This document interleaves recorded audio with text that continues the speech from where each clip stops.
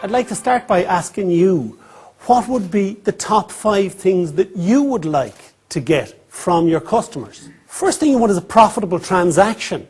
I mean, you do lots of business, but if you make no profit, what's the point? Okay, the second thing, a repeat or larger order. So that's your add-on. Okay, quick payment. Somebody said that every day over your 30 days that a debt goes on, it loses 1% of its value. So after 90 days, is it worth collecting? You know, when it gets out to 120 days. A referral, if you don't ask, you won't get. At least you won't get as many. How many people have asked for a written testimonial in the past month? I'm going to make a statement that I think is really important in terms of how we react to customers. Customers buy from us, and Shay said this at the beginning, because primarily they like us or they like something we do. The purchase is emotional. And if they're emotional about it, you want to foster that positive emotion. So if you've got a customer and you want to keep him, you've got to keep him feeling good about his or her relationship with you. Okay. I have a top 5 questions to ask. How much does it actually cost you to get a new client? If you don't know what it costs you to get a new customer, you need to find out. How much do you invest in keeping your existing clients? How much do you invest in your relationship? And I don't just mean money. I mean, how much time do you invest? How much energy do you invest? The stuff that Simon was talking about, in keeping the clients. And if you do invest it, do you invest it in the right clients? Or do you invest it in the high maintenance ones? What difference would an extra 10% turnover and its appended profit, what difference would that make to your business next year? How much would you be willing to spend to get an extra 10%? What can you do that enhances the relationship, that makes them buy more often or refer you to one more client? If they're spending $1,000 a year with you and they spent an extra 100, or they referred you to someone who spent another $1,000. It's about taking action now and not waiting. Have you budgeted to do something like this in 2009? Because if you haven't, can I suggest that you do?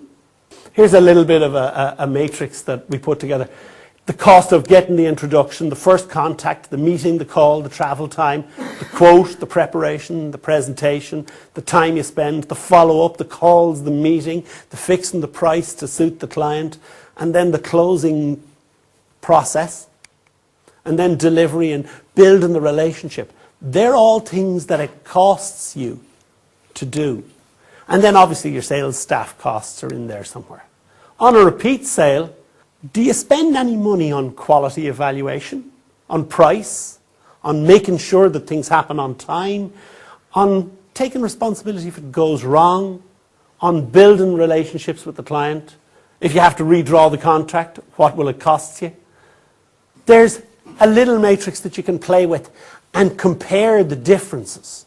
So the more often you can sell to one person, the better. Top 5 gimmicks. They're just things you can do that will get people's attention. Isn't it great, though? If the Christmas card is written by hand, signed by people, addressed by hand, and there's an actual handwritten message that says, "Thanks very much for," isn't that different than just something that's printed and some scrawl written on the bottom? Do you stay in touch with an e-zine or a mail shot now and again? Can be quite useful. They know about the new things that are going on, things that push people to your website. An enclosure of a discount voucher with your statement. You send a statement to people every month. If you put something in there that says, buy extra this month and get, so it's driving them to the idea, oh, here's something for nothing. Do a telephone survey. Not a sales call, but actually make the phone calls and find out how people are experiencing your service. And the 5th one, get mystery shopped. There is nothing that sharpens up your customer service like the thought, if everybody in your organization knows that you're going to be mystery shopped by someone, there's nothing that sharpens up their behavior. What's a mystery shopper? That is to say, somebody who poses as a client and then does a full report on how they were treated, Chris. Never leave a client with a feeling that they got bad manners or bad service. Don't be regularly unavailable or not return calls. How do you feel if somebody doesn't return your calls? Poor communication, bad telephone manner, nasty emails.